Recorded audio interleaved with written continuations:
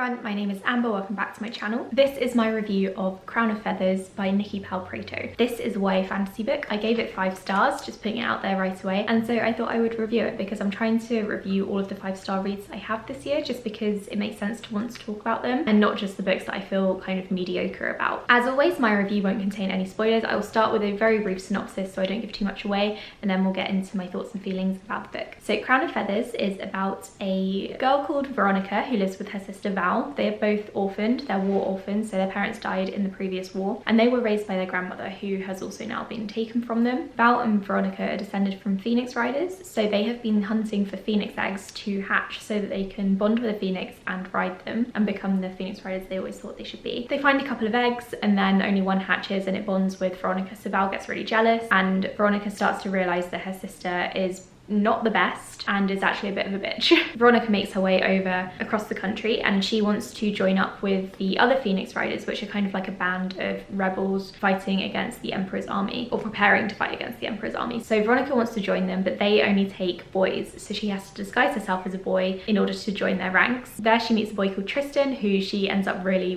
liking. He ends up liking her as well as Nick. And that's all I'm going to say because I don't want to give too much away. I could talk about this plot for days because the book just goes on and on in a good way, I promise. It's very much focused on the history and the lore of the world, and it's also quite a long book as well, so quite a bit happens, and I think it's very well crafted, so there's a lot to talk about in this one. Okay, so now on to my review. First of all, I loved this so much. Like I said, I gave it 5 stars. I was expecting to love it because I put it on my 5-star predictions list, but that's only because I had already started the book when I made that list. So prior to picking it up, I wasn't sure. I thought basically it had a pretty cover and it sounded like something that I might enjoy, and I tried to pick up debuts anyway, and this was a debut for this author, and I ended up absolutely flying through it the second time that I tried to pick it up, and I loved it. I haven't felt this way about a YA fantasy book in a while, so I'm very pleased to have found this one, and I've already bought the sequel, which you can't quite see, but it is up there, and I'm looking forward to reading it in May. So I thought that the beginning of the book was a little bit slow, not Wheel of Time slow or anything, but just a bit slower than you would normally expect from a YA fantasy book. It didn't really throw you in. It took its time kind of introducing you to the world building, into the sisters as well, because their relationship is very important in this book. You also learnt a lot about the history of the world, which again was very important for what happens towards the end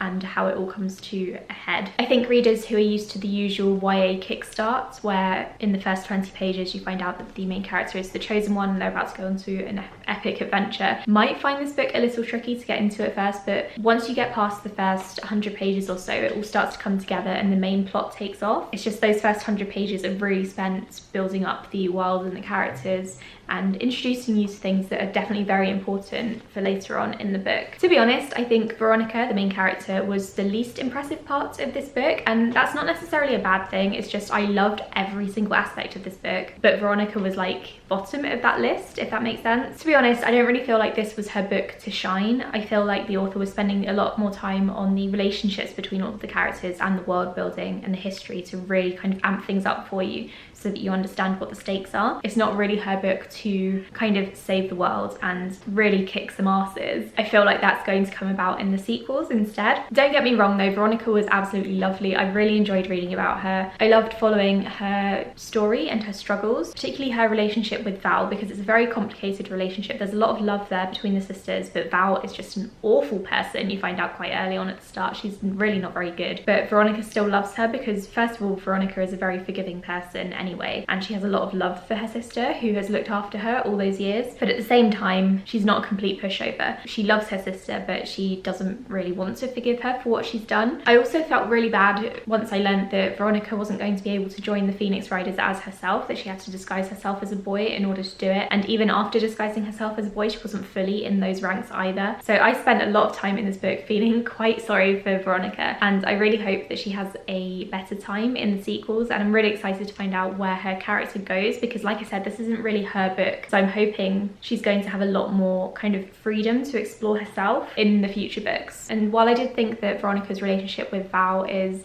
problematic to say the least, it's not a very good or healthy relationship, I look forward to seeing how that progresses in the future after what happened at the end of this book. I think they're going to have to work on a lot of stuff, let's say, without spoiling anything. There are 2 other point of view characters as well who aren't quite as exciting or prominent as Veronica is. It's very much focused around her, but there are other things going on that you need another point of view for. So we've got Sev, who has very interesting chapters. He's currently working for the Emperor's army, not through choice, and so he's kind of on the opposite side of the war to where Veronica is intending to be. And so I really enjoyed his snippets because we got kind of a bit of an insight on how the army was working over on that side, and also how the rebels were infiltrating the army and working against them from the inside. That was very interesting, and I think Sev's chapters are going to be very similar in the sequel, and that's okay. I'm fine with that. I also quite liked reading about his relationship with a guy whose name I can't remember, but that was fun to read about, and considering the way things ended between them, I'm looking forward to reading more in the sequel.